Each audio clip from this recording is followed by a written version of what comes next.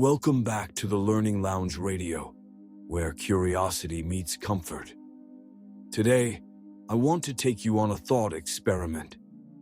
Imagine, just for a moment, what would happen if you let artificial intelligence plan every part of your life for an entire week? From the moment you wake up, to what you eat, when you rest, even how you connect with others. What would life feel like if it was perfectly optimized by a machine? Would it make us happier, or would something deeper be missing? On the very first day, the experiment begins. The AI suggests an early wake-up, around 6 in the morning. It recommends a few minutes of guided breathing, a short meditation, and then a simple breakfast: oats, fruit, and tea. The day feels organized, structured, and clear. For once, there is no decision fatigue, no wondering what to do first. But alongside the clarity comes a quiet question. If the AI is choosing, am I really living with freedom, or am I just following a program? As the second day arrives, the AI focuses on productivity. It blocks out the hours of work, builds in short breaks, and even recommends when to take a walk outside. On the surface, it feels empowering. Tasks that would normally drag on suddenly move faster. There is less wasted time.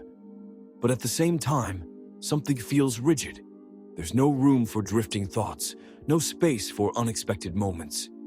It is efficient, but is it human? By the third day, the AI takes over health and fitness. Meals are carefully chosen for nutrition. Exercise is scheduled at just the right time, with just the right intensity. There is a strange relief in not having to think about what to cook or when to move.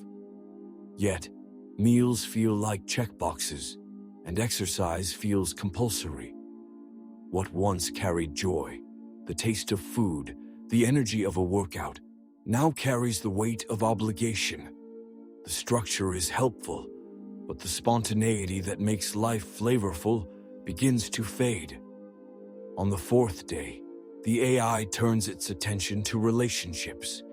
It schedules a time to call a friend, another time to send a message to a family member, and even suggests how long the conversation should last. At first, this seems thoughtful. It ensures that connections are not forgotten in the rush of daily life. But as the conversations unfold, there is an odd awareness lingering in the background, the knowledge that the timing and even the act itself were chosen not by the heart, but by a machine. Relationships, after all, thrive on sincerity, and sincerity cannot be scheduled. When the fifth day comes, the AI does something unexpected. It assigns rest and creativity, a time for relaxation and another for writing or painting. At first, this feels like balance, but the irony is hard to ignore. Can rest be commanded? Can creativity be forced into a box? There is a paradox here. True rest comes when we let go, and true creativity blooms when it cannot be predicted. And yet here it is, placed neatly into a calendar. By the sixth day, the emotional weight of the experiment begins to show. Everything is running smoothly on paper. Work is done, meals are healthy, sleep is consistent, conversations are happening. And yet, there is a quiet fatigue that lingers. Life feels efficient, but strangely hollow, as though the soul has been left out of the equation. It is the paradox of perfection. The more perfectly life is arranged, the more robotic it begins to feel. Finally, the seventh day arrives, and this time, something different happens.